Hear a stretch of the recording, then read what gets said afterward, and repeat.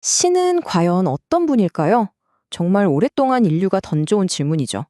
오늘 우리가 함께 살펴볼 주제는 바로 신학에서 말하는 하나님의 속성입니다. 이게 대체 뭔지, 그리고 이게 우리랑 무슨 상관이 있는지 한번 쉽고 명쾌하게 파헤쳐 보죠. 아니, 근데 신의 성품을 인간이 어떻게 정의할 수 있을까요? 사실 불가능한 일처럼 들리잖아요. 하지만 신학이라는 학문 자체가 바로 이 거대한 질문에 대한 답을 찾아가는, 뭐랄까, 하나의 여정 같은 거거든요.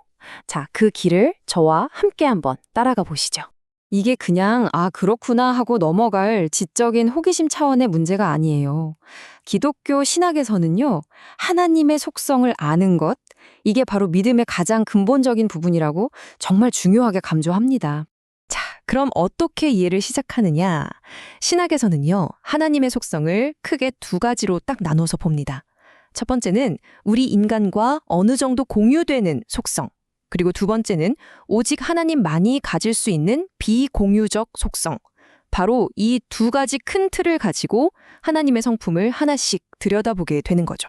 좋습니다. 그럼 먼저 공유된 청사진부터 한번 살펴볼까요? 이게 뭐냐면 바로 우리 인간에게도 그 모습이 아주 희미하게 남아 일부 반영되어 있는 그런 성품들이에요. 그래서 우리가 어렴풋이나마 이런 느낌이구나 하고 이해해 볼 수 있는 거죠. 첫 번째는 지성적인 측면입니다. 우리도 지식을 쌓고 더 지혜로워지려고 노력하고 진리가 뭘까 탐구하잖아요. 하지만 신학에서 말하는 하나님의 지성은요, 차원이 완전히 다릅니다. 모든 것을 아는 지식, 그 지식을 완벽하게 사용하는 지혜, 그리고 존재 자체가 그냥 진리인 상태, 이걸 의미하는 거예요. 정말 한계라는 게 없는 완전한 지성이라고 할 수 있겠죠? 자, 다음 속성은 거룩입니다. 우리가 보통 거룩하다 하면 그냥 선하다, 이 정도로 생각하기 쉽잖아요. 근데 신학에서는 그 의미가 훨씬 깊습니다. 두 가지 측면을 다 봐야 해요. 하나는 모든 피조물과 완전히 구별되는 절대적인 위엄적 거룩함. 그리고 또 하나는 죄가 아예 없는 완벽한 윤리적 거룩함. 이 두 가지를 모두 포함하는 개념입니다. 만약에 거룩이 본질, 그러니까 내면의 상태라면요, 의로움은 그 본질이 밖으로 드러나는 방식이라고 생각하시면 돼요. 우주의 궁극적인 통치자로서 그분의 모든 행동이나 판단 기준이 절대적으로 공정하고 올바르다는 거죠. 하나님의 선하심도 그냥 한 가지 모습이 아니에요.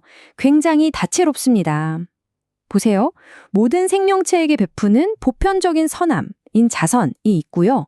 인간을 향한 구체적인 사랑, 또 자격 없는 사람에게 주는 은혜, 고통받는 사람을 향한 긍휼, 그리고 죄를 짓는데도 참고 기다려주는 인내까지. 이렇게 상황에 따라서 여러 가지 모습으로 표현되는 거죠. 자, 공유적 속성의 마지막은 주권입니다. 이건 아주 간단해요. 하나님이 이 세상의 최종 결정권자라는 뜻입니다. 스스로 뜻을 정할 수 있는 권위, 그리고 그 뜻을 반드시 이뤄낼 수 있는 절대적인 능력. 이 두 가지를 모두 가졌다는 개념이죠. 네, 지금까지는 우리가 어느 정도 이해하고 또 닮을 수 있는 속성들을 살펴봤잖아요. 그렇다면 이제부터는 인간과는 근본적으로 다른 오직 하나님만이 가진 절대적으로 고유한 속성들을 한번 들여다보겠습니다. 가장 먼저 나오는 개념이 자존성입니다. 좀 어려운 말 같죠? 생각해 보세요. 이 세상의 모든 건 무언가로부터 시작되잖아요. 원인이 있죠. 하지만 하나님은 예외라는 겁니다. 그 어떤 것에도 의존하지 않고 스스로가 존재의 근원이 된다는 것. 이게 바로 가장 근본적인 속성 중 하나입니다. 다음은 불변성인데요. 이건 말 그대로입니다. 변하지 않는다는 거죠. 하나님의 존재, 그분의 생각, 행동이 절대로 변하지 않는다는 속성이에요. 바로 이것 때문에 그분의 약속을 영원히 신뢰할 수 있는 근거가 되는 거고요. 성경에서도 이 불변성을 아주 강력하게 딱 한 문장으로 선언합니다. 바로 나 여호와는 변하지 아니하나니. 자, 다음 속성은 무한성입니다. 이것도 말 그대로 하나님에게는 어떤 한계나 제약도 없다는 뜻인데요. 근데 이 무한하다는 개념이 구체적으로 뭘 의미하는지 한 세 가지 측면으로 나눠서 살펴볼게요. 하나님의 이 무한함은 크게 세 가지 차원에서 나타난다고 볼 수 있어요. 첫째는 그 존재 자체에 한계가 없는 본질적 무한성이고요. 둘째는 과거, 현재, 미래라는 시간에 묶이지 않는 시간적 무한성, 바로 영원성이죠. 그리고 마지막으로 공간에 제약받지 않고 모든 곳에 동시에 존재하는 공간적 무한성입니다. 그리고 마지막으로 하나님의 고유함을 완성하는 세 가지 속성이 있습니다.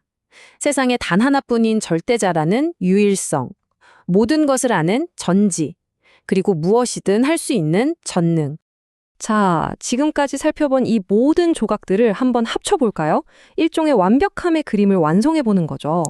결국 핵심은 이 두 가지의 조화에 있는 것 같아요. 우리가 어느 정도 공감할 수 있는 속성들, 그러니까 지혜나 선하심 같은 것들이죠.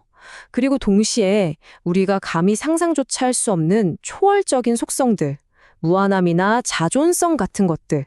이 두 가지가 합쳐질 때 비로소 하나님에 대한 온전한 신학적 그림이 그려진다고 할 수 있겠습니다. 그래서 마지막으로 여러분께 이 질문을 한번 던져보고 싶습니다. 우리와 닮은 점이 있으면서도 동시에 우리를 완벽하게 초월하는 그런 신을 안다는 것, 이 사실이 여러분 각자에게는 과연 어떤 의미로 다가오시나요?